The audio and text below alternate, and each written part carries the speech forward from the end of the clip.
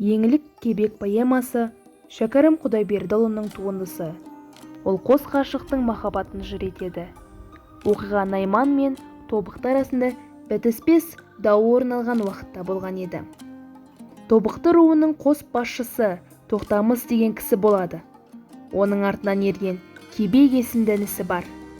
15 жасында көпшілік ішінде батырлығымен, кішіпейілділігімен танымал болған Кебек аузы дуалы Нысан абызды әдейі іздеп барып бал ашуын сұрайды. Қобызын сарнатып, қалшылдатып дірілдеп, Кебектің болашағын болжаған Нысан абыз жігітке: ажалың биік қабақ сұрлау қыздан, батырым, ондай жанға көңіл берме, деп ескертеді. Абыздың сөзін көңіліне алса да, жын сөзіне сенбеген батыр өз жолымен жүре береді. Арада біраз уақыт өткен соң Кебек аң аулап жүріп адасып кетеді. Кешқұрым жолында кесіккен үйге кіреді. Ол Матай ауылына келген екен. Кірген үйінде кемпір шал мен қойшы бала отырады. Және кемпір шалдың бой жетіп отырған Еңлік есімді қызы бар еді. Ас ішіп, жөн сұрасқаннан кейін Кебек өзін таныстырады. Оның есімін естіген қыз Кебекке ұзақ қарап қалады.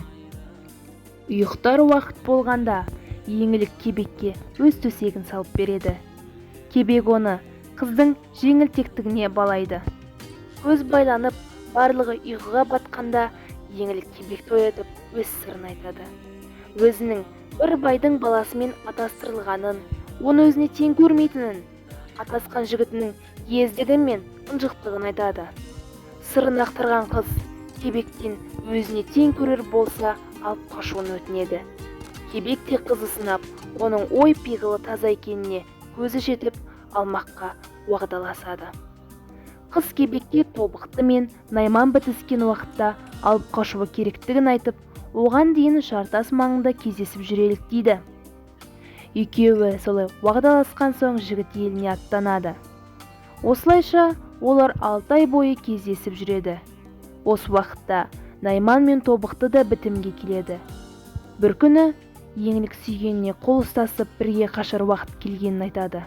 Ол кезде Еңліктің аяғы ауыр еді. Араға біраз уақыт сала екеуі бірге елден қашып Жартасты паналап жатады.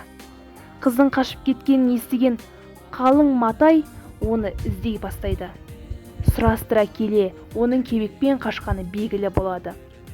Матай Тобықтыға кісі салдырып, Кебекті өз қолдарымен ұстап берулерін талап етеді.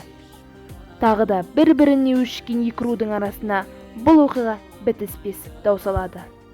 Жартаста тығылып жатқан қос ғашық ұлды болып, соны қызықтап өмір сүріп жатады. Ақыры екеуін тауып алған Найман мен Тобықты адамдар ғашықтарды өлтірмек болады. Осы тұста Еңлік өлер алдында 3 тілегін орындауларын сұрайды. Алдымен Кебекпен араздасуларын, өлтірсе бірге жерлеуін және кінәсіз балаларын Кеңгірбай биге тапсыруын сұрайды. Көпшілік Еңліктің сұрауына рұқсатын береді. Бір-бірімен қоштасып, құшақтасқан екі жасты ашулы жұрт ат құйрығына байлап сүйреп өлтіреді. Екеуін бірге жерлеп, бала жайлы ұмытып кете барады. Ертесіне бала естеріне түсіп, іздеп келсе, оны Жартас маңынан таба алмайды. Поэма осылайша аяқталады. Ол көктем оралмайды.